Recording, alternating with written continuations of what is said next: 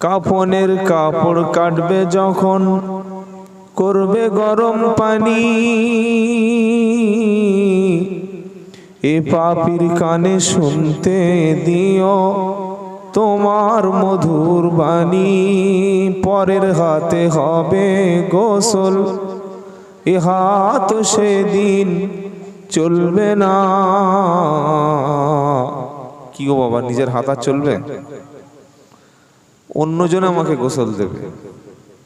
পরের হাতে হবে গোসল, নিজের হাত সেদিন চলবে না। বলবে সবাই আমার কথা, শুধু আমি কথা বলবো না।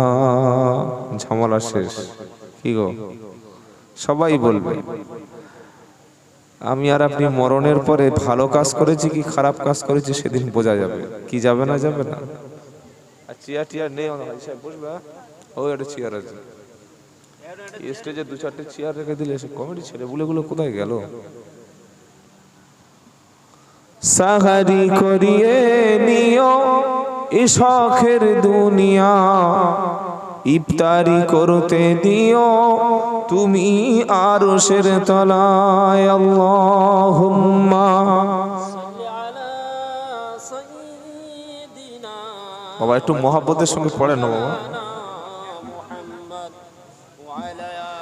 ওয়া আলা আলি সাইয়্যিদিনা।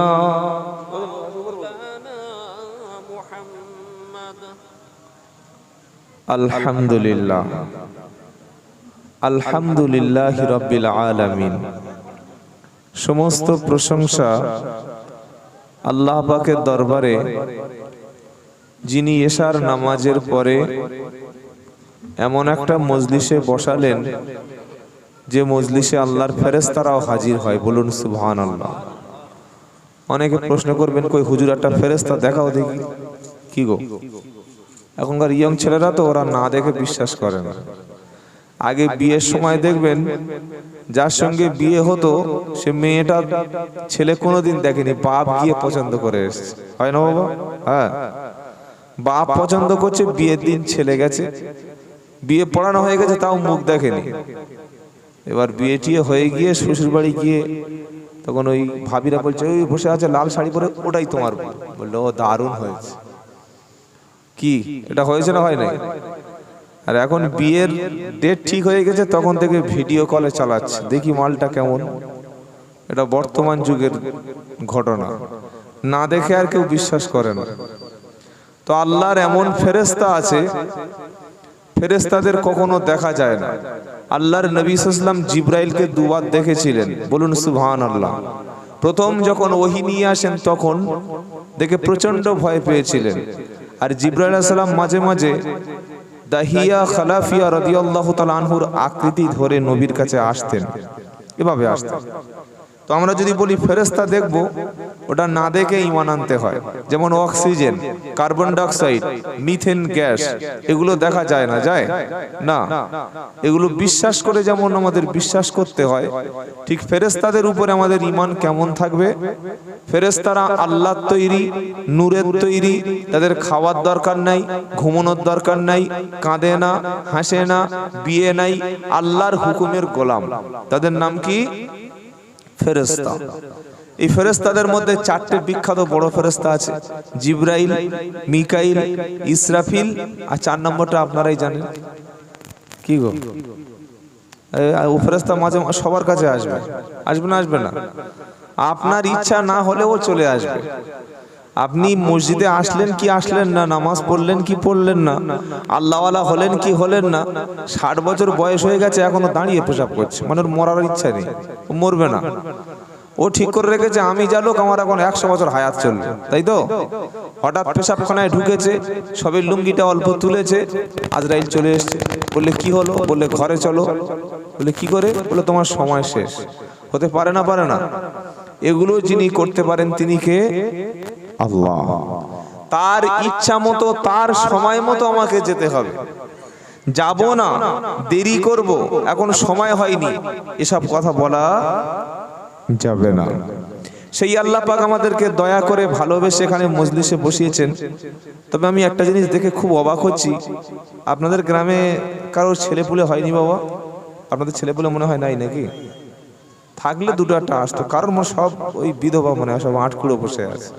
কারোর ছেলেপুলে বাজারে, ওইদিকে বাজার, তাহলে তো জলসাটা ওখানে গিয়ে করলে ভালো হয়। ও আচ্ছা আচ্ছা, ব্যাপারটা এই। আমি জানি হয়তো সব ইয়াং ছেলেপুলেগুলো কারোর হয়নি এখন, কিন্তু উনি বললেন যে সব বাজারে ঘুরছে। বাজারে গেলে তবে তো হুর পাওয়া যায়, এখানে কি আর হুর পাওয়া যাবে? যেখানে বসলে দুটো ভালো কথা শুনবে সেটা লোক আসবে না। তো যাই হোক, আল্লাহ আমাদেরকে হেদায়েত নসিব করুক, সকলে বলুন আমিন। এই যে মজলিসে বসেছেন বাবা, এখানে আমাদেরকে যিনি এনেছেন তিনি কে? আল্লাহ। সেই আল্লাহর দরবারে উচ্চ স্বরে শুকরিয়া আদায় করি। আল্লাহ শেখানো ভাষায় সকলে বলি আলহামদুলিল্লাহ। সকলে একবার বলুন আলহামদুলিল্লাহ। প্রিয় নবীর উপরে দরুদ ও সালাম বর্ষিত হোক, সকলে বলি সাল্লাল্লাহু আলাইহি ওয়াসাল্লাম। আজকে জলসার সম্মানিত বিজ্ঞাপিত সভাপতি সাহেব এবং বিশেষ করে আমাদের হাজী সাহেব আছেন, উনি আমাকে প্রায় ফোন করে সব সময় আসার কথা বলেন। স্থানীয় বড় বড় আলেম ওলামারা আছেন, আমার স্টেজেই উপস্থিত আছেন। আল্লাহ পাক সবাইকে কবুল করুন, সকলে বলুন আমিন। আপনারা যারা এসেছেন আল্লাহ এবং রসুলকে ভালোবেসে, এই ভালোবাসার ওসিলায় আল্লাহ যেন কিয়ামতের দিন আমাদের সবাইকে ক্ষমা করে জান্নাতুল ফেরদাউসের উচ্চ মাকাম দান করেন, সকলে বলুন আমিন। আলোচনা শুরু করা যাক। আলোচনার বিষয় হলো তাওবা। একটা বিষয় বলে নিচ্ছি, কারণ আমাদের বক্তাদের মানে বক্তব্য সময় আমরা কোনো বিষয় ঠিক করি না, আর কমিটিও ভুল করে। হুজুরকে দাওয়াত করে দিলাম 8টা থেকে 10টা টাইম, উনি আর ভুল করে 1 মিনিট 10 মিনিট 10টা বাজলে আর 1 মিনিট থাকবেন না। এটা আমাদের বেশিরভাগ হুজুর এটাই করেন, কারণ আরো 3 জায়গায় তো বলা আছে, আমার নেই বা আমি দ্বিতীয় প্রোগ্রাম করি না, এটা বেশিরভাগ বক্তারাই করে। আজকের যে বিষয় আপনাদের সামনে আলোচনা করব, বিষয়টার নাম হচ্ছে তাওবা। কি নাম বললাম? তাওবা। আর একটা বিষয় সামনে আছে যেটার নাম হচ্ছে জিকির, আল্লাহর স্মরণ। তো আপনারা সকলে ঠিক করুন, তওবার বিষয় বলবো না জিকিরের বিষয় বলবো? কোন বিষয় বলবো? কি বললে ভালো হবে? দুটোই? দুটোই বললে অন্তত ঘন্টা 5 সময় লেগে যাবে। কোরআন এমন একটা কিতাব, পারা নাম্বার 21, পৃষ্ঠা নাম্বার 12, লাইন নাম্বার 14, সূরাটার নাম লুকমান, আয়াত নাম্বার 27। আল্লাহ বলছেন, ওয়ালাউ আন্না মা ফিল আরদি শাজারাতুন আকলামু ওয়াল বাহরু ইয়ামুদ্দুহু সাবআতু আবহুরিন মা নাফিদাত কালিমাতুল্লাহ। আল্লাহ বলছেন, নবী, আমার কোরআনের ব্যাখ্যা, আমার কালামের ব্যাখ্যাগুলি যদি লেখা হয়, লেখার জন্য পৃথিবীতে যত গাছ আছে সব গাছগুলি যদি কলম বানানো যায়, আর পৃথিবীতে সমুদ্র আছে, বড় বড় মহাসাগর কটা আছে বাবা? 7টি। আটলান্টিক মহাসাগর, বঙ্গোপসাগর, ভারত মহাসাগর, এইভাবে 7টা বড় বড় প্রশান্ত মহাসাগর সাগর আছে। আল্লাহ বলছেন 7টা সমুদ্রের পানি সবগুলো যদি কালি করা যায়, আর যত গাছ আছে সবগুলো যদি কলম বানানো যায়, তারপরে কোরআনের ব্যাখ্যা, কোরআনের বিশ্লেষণ লিখে শেষ করা যাবে না। বলুন সুবহানাল্লাহ। আচ্ছা, এইটা আমার একটু মাঝে মাঝে দিতে হবে, ওটা আপনি দেবেন? গরম চা আর সঙ্গে পোকা, ভয়ঙ্কর পোকা আসছে। যাই হোক, আল্লাহ সবাইকে রহম করুক। আল্লাহ বলছেন তারপরেও কোরআনের ব্যাখ্যা লিখে শেষ হবে না। জোরে একবার বলুন সুবহানাল্লাহ।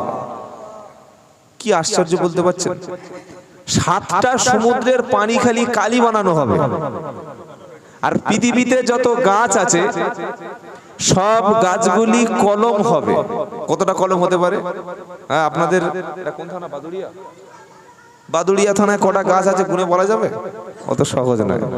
যদি বলি উত্তর 24 পরগনায় কটা গাছ আছে, কোনোদিন বলা যাবে না। অ্যামাজন জঙ্গল, সুন্দরবন জঙ্গল, আফ্রিকার জঙ্গল, পৃথিবীর বড় বড় জঙ্গলে যে কত কোটি বিলিয়ন গাছ আছে, এগুলো গুনে শেষ করা যাবে না।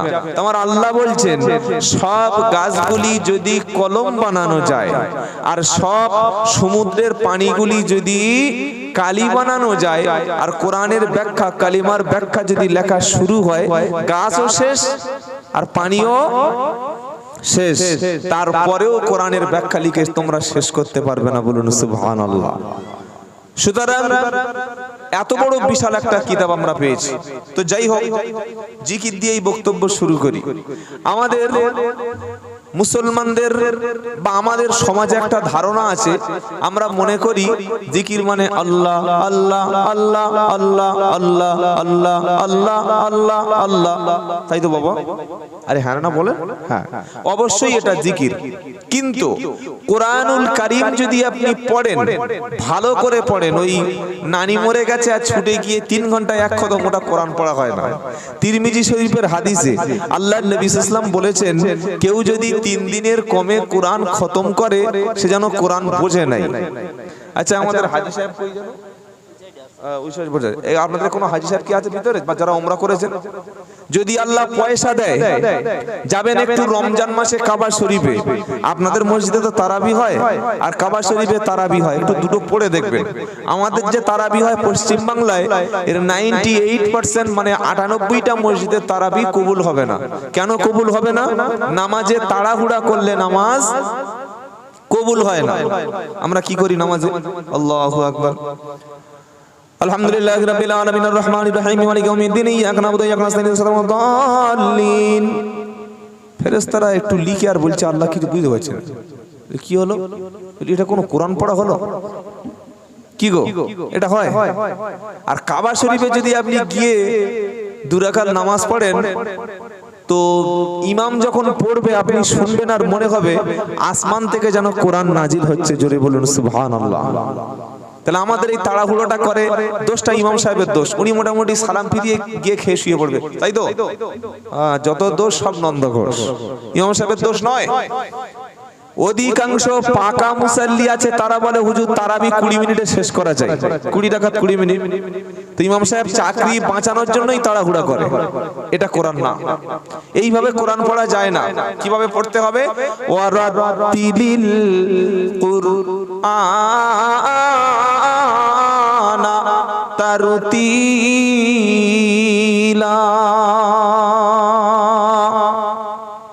29 পারা সূরা মুজাম্মিলের 4 নম্বর আয়াতে আমার আল্লাহ বলছে, যখন তোমরা আমার কালামটা হাতে নেবে, পড়ার মন যখন চাইবে, কোরআন শরীফ যখন তোমরা পড়বে, ধীর স্থির ভাবে, কোথাও 1 আলিফ টান রয়েছে, কোথাও 4 আলিফ টান রয়েছে, কোথায় গুণনা করতে হবে, কোথায় আওয়াজটা নাকের মধ্য থেকে ছাড়তে হবে, কখনো আল্লাহ হবে কখনো আল্লাহ হবে।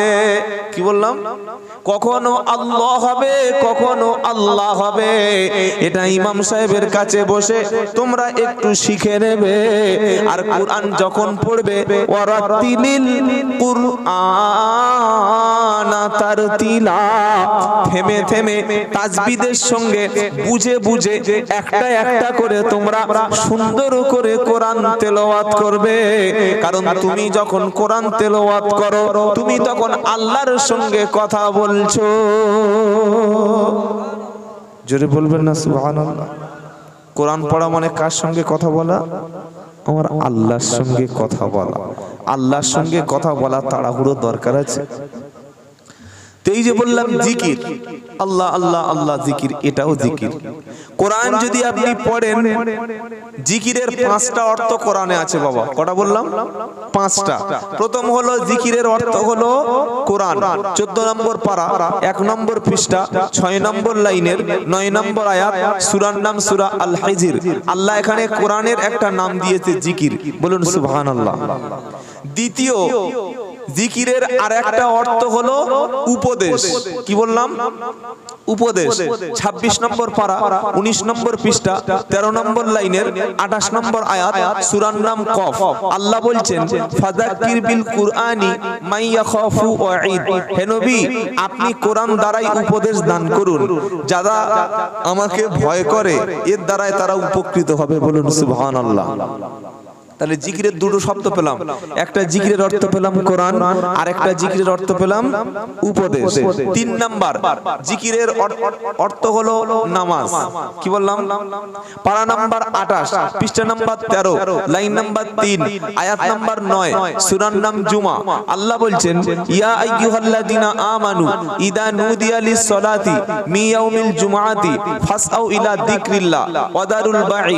সূরা জুমায় আল্লাহ বলছেন, ও বিশ্বাসী ঈমানওয়ালা, যখন তোমাদেরকে জুমার দিনে আমার ঘরে আসার জন্য আহ্বান করা হয়, কাজকর্ম ব্যবসা বাণিজ্য বন্ধ করে দ্রুত তোমরা আমার জিকিরের দিকে, অর্থাৎ মুফাসসিরিনরা বলেছে আমার নামাজের দিকে চলে এসো। জোরে বলুন। 4 নম্বর জিকিরের অর্থ হলো আল্লাহর আইন। কি বললাম বাবা? আল্লাহর আইন। 16 নম্বর পারা 19 নম্বর পৃষ্ঠা 13 নম্বর লাইনের 124 নম্বর আয়াত, সূরার নাম তাহা। আল্লাহ বলছেন, আমার জিকির, ওমান আরাদা আন যিকরি ফাইন্না লাহু মাঈশাতান যানকা ওয়া নাহশুরুহু ইয়াউমাল কিয়ামাতি আমা। আমার হুকুম থেকে যারা মুখ ফিরিয়ে নেবে, আমার আইনের থেকে যারা মুখ সরিয়ে নেবে, মুখ ঘুরিয়ে নেবে, আমি আল্লাহ কিয়ামতের দিন তাদের অন্ধ করে তুলব। 4 নম্বর। 5 নম্বর জিকিরের অর্থ হলো আল্লাহ স্মরণ করা। কি বললাম? আল্লাহর স্মরণ করা।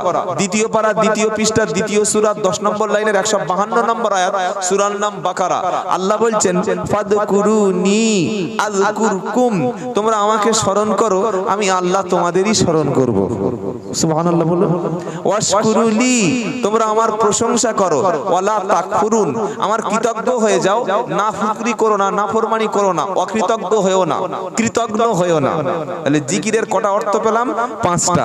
একটা অর্থ কোরআন, দ্বিতীয় অর্থ উপদেশ, তৃতীয় অর্থ নামাজ, চতুর্থ অর্থ আল্লাহর হুকুম বিধান, আল্লাহর আইন, আর 5 নম্বর আল্লাহ স্মরণ। চলুন একটু ভিতরে গিয়ে আলোচনা করা যাক। আল্লাহ প্রথমে কোরআনকে বলেছেন তিনি, বাবা এই বক্সটা একটু আমার দিকে হালকা ঘোরানো যাবে বাবা, কম্পার্টমেন্টটা একটু ঘুরিয়ে দিতে, এই বক্সটা একটু হালকা ঘুরিয়ে দিতে। আল্লাহ প্রথমে কোরআনকে কি বলছেন? জিকির। কোরআনকে কি বলছেন? জোরে বলেন। জিকির। কিভাবে আল্লাহ বলছেন? ইন্না নাহনু নাযালনা যিকরা, শব্দ শুনবেন খুব ভালো করে। ইন্না নাহনু নাযালনা যিকরা ওয়া ইন্না লাহু লাহাফিজুন। জোরে হবে না সুবহানাল্লাহ? নারায়ে তাকবীর, নারায়ে তাকবীর। কোরআন এই যে আপনারা শুনলেন না বাবা, একটা অক্ষর পড়লাম আলিফ, সঙ্গে সঙ্গে আল্লাহ 10টা নাকি আমাদেরও দিলেন, আপনাদের আমলনামায় দিয়ে দিলেন। বলুন সুবহানাল্লাহ। এজন্য যখন কোনো বক্তাকে দাওয়াত করবেন না, বক্তাকে একটু বলবেন যে হুজুর এতদিন তো গল্প শুনেছি, অনেক ঘটনা কিসসা কাহিনী শুনেছি, একটু আল্লাহর কালাম থেকে কথা বলুন না। আল্লাহর কালাম থেকে কথা শুনলে আল্লাহ বলছে ঈমানটা বেড়ে যায়। বলুন সুবহানাল্লাহ। কোথায় লেখা আছে? ইন্নামাল মুমিনুনাল্লাযীনা ইযা যুকিরাল্লাহু ওয়াজিলাত কুলুবুহুম ওয়া ইযা তুলিয়াত আলাইহিম আয়াতুহু যাদাতুহুম ঈমানা ওয়া আলা রাব্বিহিম ইয়াতাওয়াক্কালুন। 9 নম্বর পারা 15 পৃষ্ঠা 4 লাইনের 2 নম্বর আয়াত, সূরা আনফাল। আমার আল্লাহ বলছে, কেবলমাত্র মুমিন হলো তারা, তাদের সামনে যখন আল্লাহ স্মরণ হয় তাদের অন্তরটা তখন কেঁপে ওঠে। সুবহানাল্লাহ। এই কোরআনের মজলিস চলবে আর শালি নিয়ে বাজারে ঘুরবে, এদেরকে পরিপূর্ণ মুমিন বলবে না, নামধারী। কি বললাম বলুন? নামধারী। বাপের ছেলে 6টা, দেখে 2জন, 4টে বাপের সঙ্গে কথা বলে না, এই 6টা কি সত্যি ছেলে? নাম ছেলে, কিন্তু কাজে ছেলে নয়। তো আল্লাহ কি বলছে? মুমিন ব্যক্তি যখন আল্লাহর নাম শুনবে তার অন্তরটা তখন কেঁপে যাবে। ওয়া ইদা তুলিয়াত আলাইহিম আয়াতুহু যাদাতুহুম ঈমানা। আর সে যখন কোরআন শুনবে, কোরআন তেলাওয়াতে মুমিন ব্যক্তির ঈমানটা আল্লাহর উপরে আরো গাঢ় হবে। জোরে হবে না? যখন ঈমান গাঢ় হয়ে গেল এবার সে কি করবে? ওয়া আলা রাব্বিহিম ইয়াতাওয়াক্কালুন, তখন আল্লাহর উপরে ভরসা করবে। জোরে বলো, আল্লাহর উপরে ঈমানদার ভরসা করবে। ভরসা করার পরে কি করবে? আল্লাযীনা ইউকিমুনাস সালাতা, আল্লাহর উপরে ভরসা করার পরে নামাজ কায়েমকারী হবে। নামাজ আর কাজা জোরে বলেন করবে না। আর 5 নম্বর কি করবে? ওয়ামিম্মা রাযাকনাহুম ইউনফিকুন, তাকে যে অর্থ দিয়েছি, সম্পদ দিয়েছি, যা দিয়েছি ওর ভিতর থেকে আমার আল্লাহ রাস্তায় দান করবে, খরচ করবে। জোরে হবে না? 5টা কাজ। 1 নম্বর আল্লাহর নাম স্মরণ হলে অন্তর কাঁপবে। 2 নম্বর কোরআন শুনলে ঈমান বাড়বে। 3 নম্বর আল্লাহর উপরে ভরসা করবে। 4 নম্বর নামাজ কাজা করবে না। 5 নম্বর যাকাত দেবে, খয়রাত করবে, দান সদকা করবে। এবার 5টি কাজ যার মধ্যে আছে আল্লাহ তার সম্পর্কে বলছে উলাইকা হুমুল মুমিনুনা হাক্কা, ওই ব্যক্তি হলো আল্লাহর কাছে খাঁটি মুমিন। আমার কথা বুঝতে পারছেন বাবা? হ্যাঁ, একটু খেয়াল করে শুনবেন। কোরআনের আলোচনা তো একটু ধ্যান বা অ্যাটেনশনের দিকে না দিলে ওই কি বলছিল এ তো আর গল্প নয় যে আবার ফের একটা ফিরিয়ে এনে বলবো। আর আল্লাহকে শপথ করে সাক্ষী রেখে বলছি, এতগুলো ক্যামেরায় রেকর্ড হচ্ছে, কোনোদিন আমি কোনো বক্তব্য যে বাড়ি থেকে আমি মানে মুখস্থ করেই চলে আসি ব্যাপারটা তা নয়। ওই কোরআন পড়তে পড়তে আসি, আল্লাহ যেটা খুশি মনে করে সেটাই তিনি বলিয়ে নেন। বলুন সুবহানাল্লাহ। আর এখানে ওলামারা আছেন জানেন, আমাদের মানে কি বক্তব্য করব সেটা আমাদের কল্পনায় থাকে না। পড়াশোনা করে আস্তে আস্তে এই একটা বিষয় মুখ থেকে আল্লাহ যখন যেটা মনে করেন যে এই জায়গায় এইটা বলাবো সেটাই তিনি বার করে নেন। বলুন সুবহানাল্লাহ। তাহলে আমরা কি শুনতে পেলাম? একটা মুমিনের মধ্যে 5টা কোয়ালিটি থাকবে, খাঁটি মুমিনের কোয়ালিটি গুলো বলে নিলাম। জিকিরের 5টা অর্থ। প্রথম অর্থ হলো কুরআন। প্রথম অর্থ কি? আল্লাহ বলছেন, আবার বলছি, ইন্না নাহনু নাযালনা যিকরা ওয়া ইন্না লাহু লাহাফিজুন, নিশ্চয়ই আমি আল্লাহ আমি নাজিল করেছি কুরআন। এখানে কোরআনকে বলা হচ্ছে জিকির।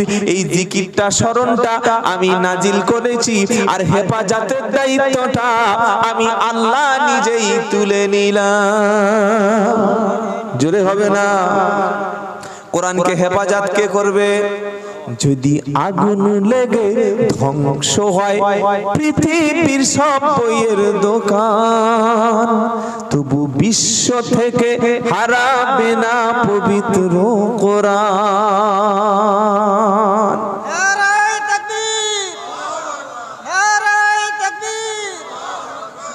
যদি আগুন লেগে ধ্বংস হয় পৃথিবীর সব বইয়ের দোকান, তবু বিশ্ব থেকে হারাবে না পবিত্র কোরআন। কোরআন ধ্বংস করবে কেমন করে আগুনের আজ বিশ্ব ভরা লক্ষ কোটি কুরআনের হাফেজ। জোরে হবে না? কি করে ধ্বংস করবে? কোটি কোটি কোরআনের হাফেজ। কোরআন ধ্বংস করবে কেমন করে আগুনের তেজ, আজ বিশ্ব ভরা লক্ষ কোটি কুরআনের হাফেজ।